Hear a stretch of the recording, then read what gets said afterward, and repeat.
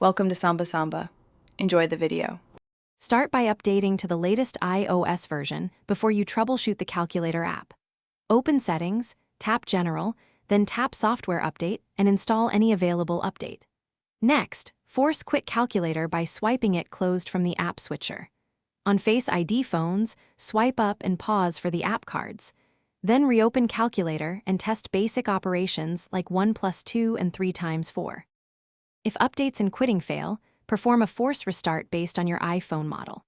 For iPhone 8 and later, press volume up then volume down quickly, then hold side until the Apple logo appears. For iPhone 7, hold volume down and sleep/wake together for about 10 seconds until the logo appears. For iPhone 6 is and earlier, hold home and sleep/wake together until the Apple logo appears to clear temporary glitches.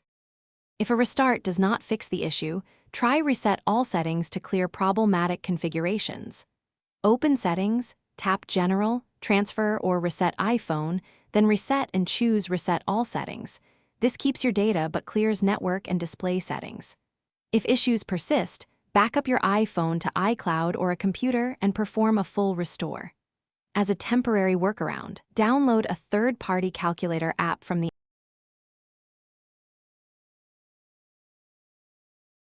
Thanks for watching.